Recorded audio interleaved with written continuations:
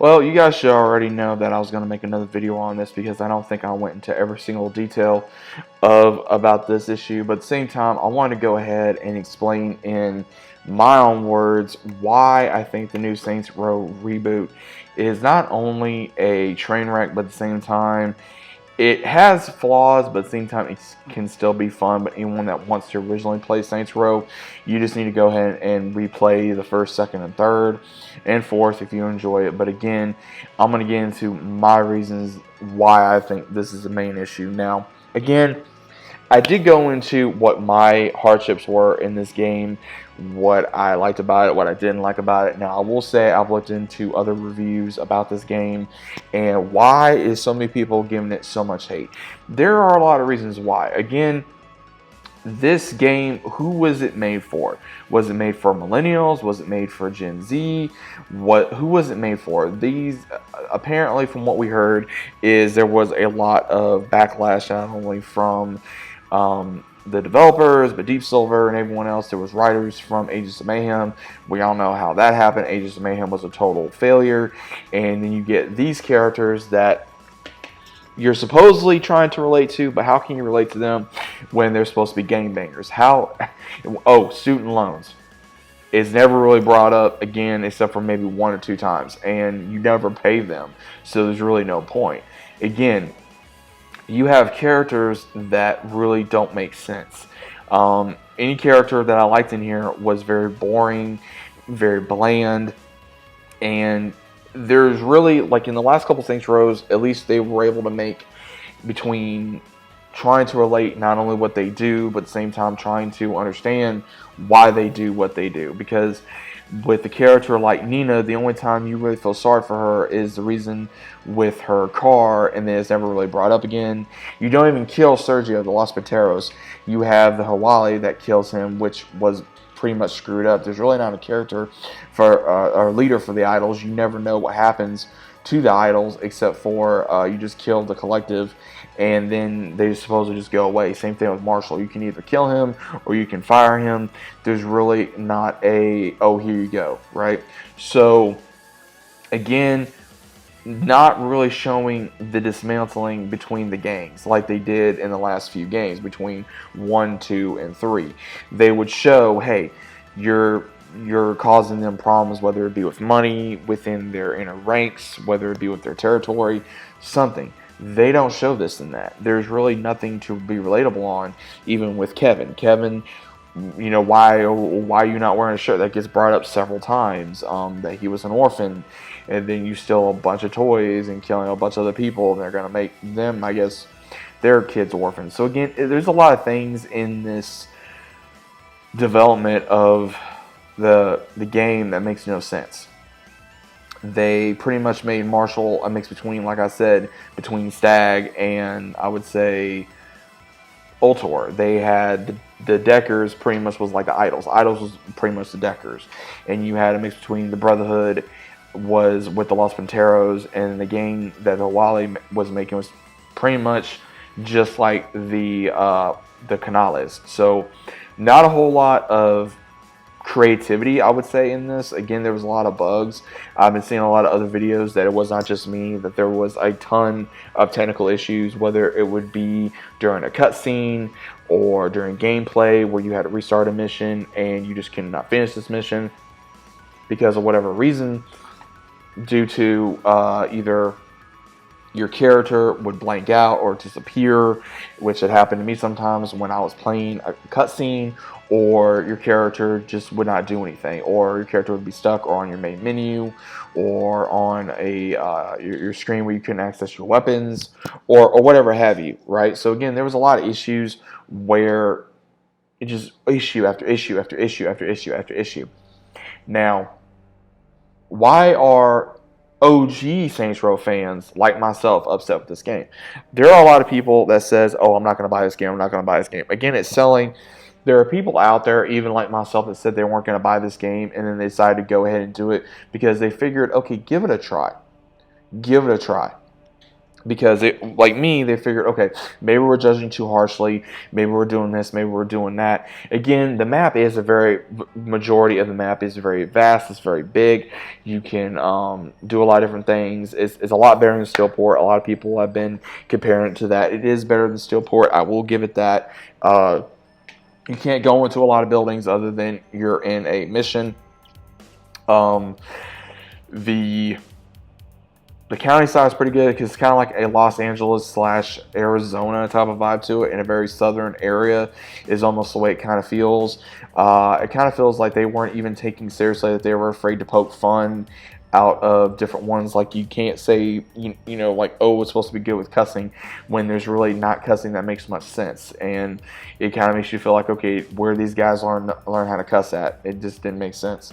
They got rid of, of course, freckle bitches, and they got rid of course, all these other, name brand that we had in Saints Row for so long. And they decide, oh, we're going to get rid of them because, oh, they may offend somebody. And then when finally fans were going after Volition and Deep Silver and saying, hey, you guys screwed up, they were like, oh, we're not backing down and all this other kind of stuff. And yet, look at what happened. You had a huge, not only upset in Saints Row, but you had a huge upset within the fandom of fans that's not only been there for you since day one, but now are upset with you because look what you did to the brand.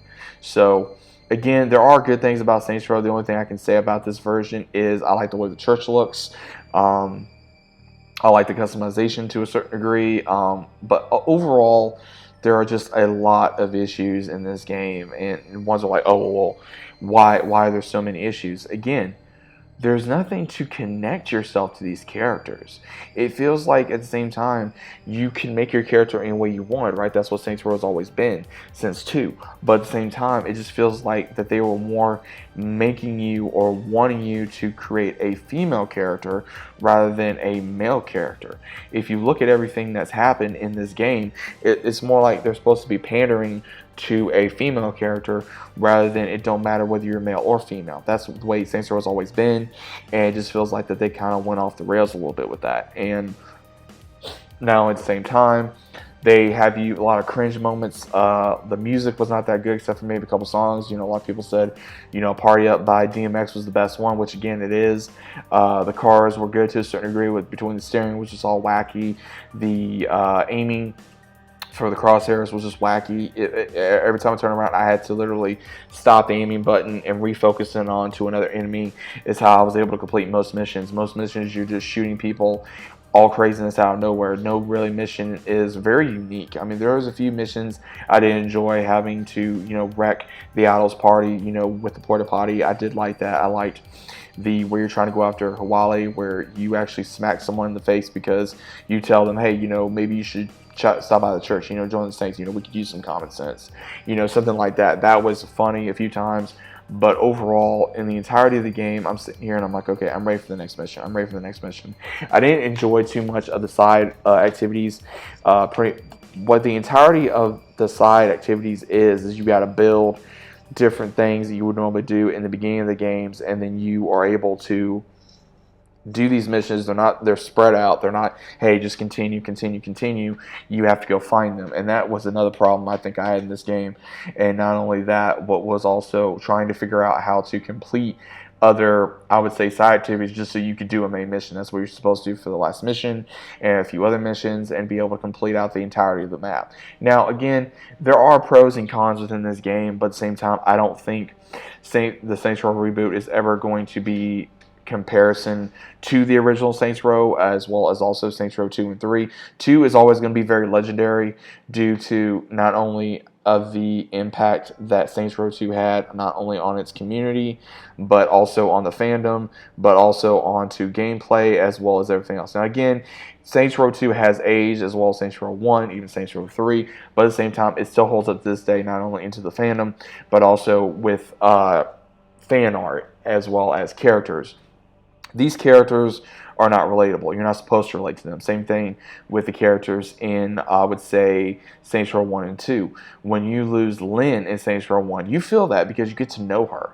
Same thing with losing Carlos in Saints Row 2. You get to really get upset with that. Same thing with losing, Aisha in Saints Row 2. You feel bad for Gat. You get pissed off. That is probably one of my favorite missions, is when you got to go after, of course, the one that killed Aisha, and at the same time you're trying to save Gat too. So there's a lot of moments in Saints Row 1 and 2 that you really enjoy. Same thing in 3. I mean, whether people get upset at 3 or not. I'm upset at 3 just because they want to take Johnny Gat out of that game, and they bring him back in the 4th one a messed up way. So, again, I do have problems with the franchise, but at the same time, there's really no room for perfect. There really is not. I mean, anyone that thinks, oh, this game is perfect, is not. Anyone that thinks that this game is great, okay, cool, you have your own opinion. But at the same time, you have to realize, and so does Felician, and so does Deep Silver, that, hey, guess what?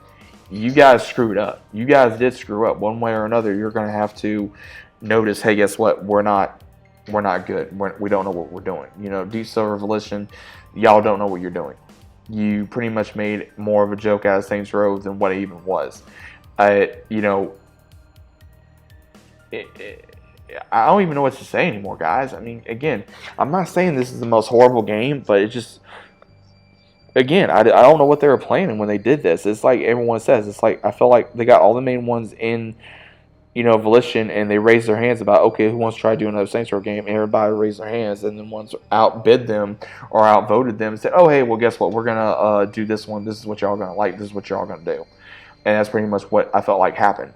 Now, again, if they do another one, is it going to be better? How are they going to go above? Is this a one and done? It could be a one and done, because I don't see how they could. But see, this is what's also weird. They bring up Stillwater. They do bring up Stillwater. If you guys listen, they bring up Stillwater with the one that was doing for Eli, who was always listening to, who was a big not vocalist, but a speech. He was very into that. So again, it's kind of interesting. Are they in the same world, maybe, or an alternate world? I don't know how they're going to do this. Again, it's supposed to be a full reboot, but again, does it really stake, hey, it's supposed to be like this? Is it good? Is it bad? It just don't sell for me fully. Some of the gangs are just there. Marshall, he's there just for, I would say, random crap, and then at the same time you get things that just don't make sense. So overall, guys, I think Saints Row Reboot is a failure. It's going to be a failure, and is it ever going to be better if they continue with the franchise? I don't know. I think when the time comes, maybe they're going to see all the feedback, but again, all the bad feedback that this game is getting, I don't even think that the creators are going to listen. They're just going to care about money. They're just going to care about pushing out an agenda, and they're going to be caring about what exactly new fans want rather than the old fans. I did say that this game was woke before it came out. It's not woke. Saints Row has never been woke. It's been very diversitized between religions, as well as race, as well as gender.